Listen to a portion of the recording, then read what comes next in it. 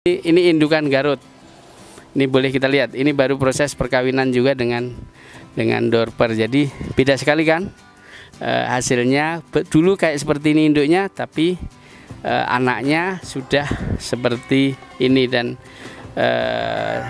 nih seperti ini nih ya. Kita bedakan antara kanan kirinya. Ini adalah dulu anaknya Garut dengan Dorper dan ini seperti ini contoh induknya. Tapi menghasilkan anak yang seperti ini, jadi luar biasa bukan?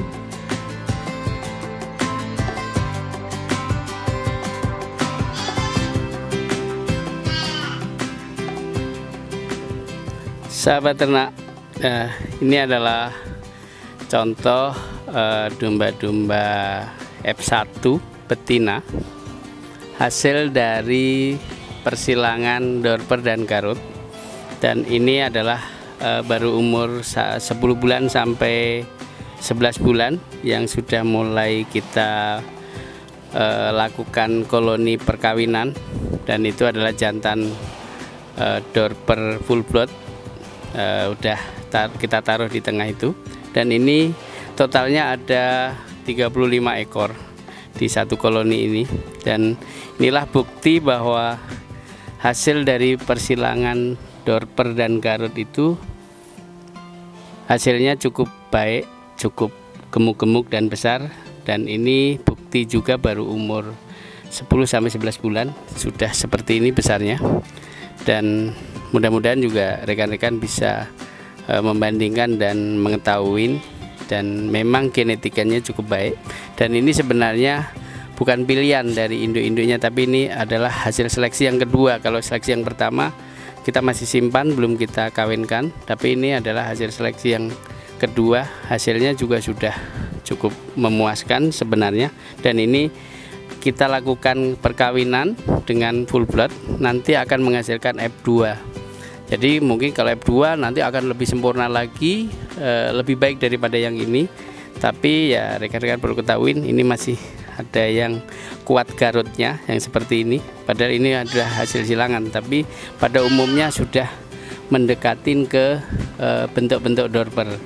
Nah ini kalau rekan-rekan mudah-mudahan termotivasi seperti apa hasilnya, ya inilah hasilnya seperti ini, sudah gemuk-gemuk sekali, dan tentunya cepat gemuk karena makannya juga rakus dan kelihatan juga segar-segar. Dan induknya padahal dulu juga Garut biasa dalam kategori kelas B, bukan kelas A ya. Kalau kelas A mungkin juga hasilnya akan lebih bagus, tapi kita perkawinkan dengan induk Garut yang kelas B, dan itu boleh dilihat sedang kita lakukan pencampuran atau koloni dengan pejantannya, dan ini isinya 35. Dan mudah-mudahan juga rekan-rekan akan banyak mengetahui ataupun juga sudah banyak mendapat informasi bahwa domba-domba yang disilangkan dengan Garut maupun dengan ekor tipis itu juga akan menghasilkan anak-anak seperti ini. Dan ini tentunya nanti akan jadi induk dari kandang-kandang kami, akan menjadi induk akan seperti ini. Nanti kedepannya mungkin 1 tahun ke depan kita sudah induknya bukan Garut lagi, tapi udah F1 seperti ini. Dan ini cukup menyenangkan, tapi itu ada beberapa Garut yang kita campur juga di situ. Tapi itu sudah keturunan Dorper sebenarnya, tapi lebih kuat ke Garutnya. Dan mungkin kalau bagaimana kualitasnya dengan Dorper ataupun perubahan apa yang terjadi di sini, badannya seperti Dorper, gemuk, lebar, panjang, tapi menang tinggi daripada Dorper itu sendiri sebenarnya. Kenapa? Karena dia mendapat genetika dari Garut itu kan tinggi, jadi dia akan lebih tinggi, cuman badannya lebih lebar. Kelemahannya apa? Dia pasti ada beberapa yang keluar tanduk. Nah, itu bukan kelemahan, tapi genetika tanduk akan muncul juga. Seperti itu. Genetika tanduk yang muncul lagi adalah kuping. Kupingnya dia kadang-kadang ada yang kecil dan menipis. Tapi F1 ini atau hasil cross yang pertama ini itu juga sebenarnya sudah cukup baik untuk kelas menjadikan indukan. Jadi nanti indukannya sudah nggak seperti Garut pada umumnya, tapi sudah mulai melebar badannya, bokongnya sudah lebar, bentuk badannya juga sudah bulat.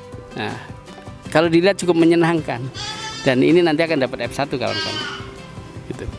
Kemudian bagaimana dengan alasnya? Kita tetap pakai alas serbuk gergaji ataupun alas-alas media yang berhubungan dengan bisa menyerap air kencing atau air urin, sehingga dia akan menghasilkan hal-hal yang baik buat itu alas domba itu sendiri. Dan mungkin perlu diketahui juga, kita juga tetap melakukan pencatatan di sini. Misalnya contoh ini, bisa ke sini tentang lihat, yaitu contohnya ini kita lakukan. Oh, kapan diganti serbuk gergajinya? Itu ada contohnya, tindakannya. Itu tanggal 27 bulan 10 baru diganti, dan itu bukti bahwa kami selalu terdata dengan baik. Nanti akan diperiksa lagi seminggu ke depan, dilihat apakah sudah basah apa belum. Kalau sudah mulai basah baru ditambah lagi.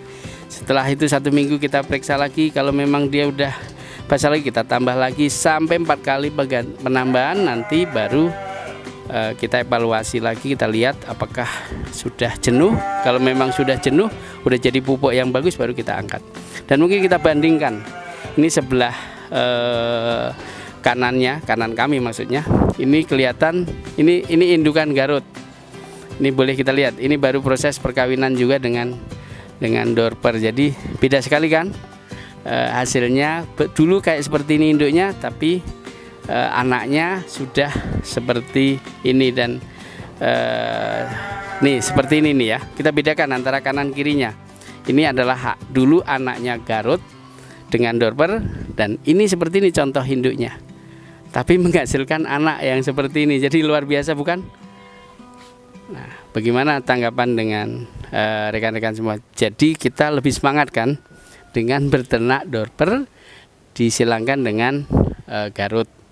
Tapi juga ada kita dorper kita silangkan dengan keturunan Texel, cuman kita belum begitu banyak karena di sini adaptasi Texel itu masih sangat sulit ya, karena dia terbiasa di tempat yang dingin tentunya. Jadi kita masih belum bisa membuat domba yang keturunan Texel itu lebih baik seperti Garut. Tapi mereka juga pasti bisa, karena juga hidup di alamnya juga ada yang tempat dataran panas ya, daerah panas ya gitu. Jadi rekan-rekan, di kami tetap pendataan, tindakan, pemberian makanan maupun perawatan, terutama pergantian media alas kandang itu selalu dicatat. Jadi nanti kapan harus ditambah, kapan harus dibongkar, itu memang selalu dicatat. Dan itu adalah awal mula manajemen mengawasin, meneliti maupun menganalisa jika ada sesuatu. Karena apa? Itu dasarnya adalah pencatatan dari awal. Oke rekan-rekan, jadi tadi sudah bisa dibedakan ya, sudah bisa tahu bahwa hasilnya akan seperti ini kalau kita memelihara domba lokal dikawinkan dengan impor, terutama dorper. Itu akan seperti ini. Awasi juga baik, tapi kami kebetulan tidak berternak awasi, tapi kita lebih ke dorper ya, untuk pedaging. Dan itulah boleh dilihat, mungkin bisa di zoom kameramen, bisa lihat cukup gemuk-gemuk kan, padahal baru 10-11 bulan umurnya. Dan data recording kami lengkap. Jadi seperti itu, cukup gemuk-gemuk sekali. Nah, ini betinanya. Kalau jantannya udah banyak yang kami jual. 1 bulan yang lalu itu udah banyak yang kita jual jantannya. Karena kalau jantan terlalu banyak juga tidak efektif kalau untuk diternak terlalu panjang. Tapi kalau betina kan menghasilkan anak. Nah, itulah. Itu kondisinya sudah black heat dan cukup kental sekali dorpernya, hanya telinganya aja masih sangat pendek. Coba itu lihat, di zoom lagi, itu tuh, dan itu sangat bagus sekali. Bisa dilihat yang black heat, cuman hanya telinganya aja yang masih kurang lebar dikit. padahal dia udah blackhead sekali, udah pendek, udah lebar, udah bulat. Dan semoga ini bisa menghasilkan F2 anaknya keturunan dengan baik. Mungkin bisa nunggu 4 bulan atau 3 bulan ke depan, karena ini udah kita kawinkan selama 2 bulan. Masih ada beberapa yang belum kawin, sehingga nanti kita lakukan USG. Setelah itu kita pemisahan dari pejantannya. Oke, terima kasih informasi untuk hiburan maupun edukasi sedikit perbedaan tentang F1 hasil keturunan Garut dengan Dorper maupun indukan Garut yang pada umumnya kita bisa lihat sama-sama. Sekian, terima kasih, selamat sore dan salam peternak semuanya, sukses selalu. Terima kasih.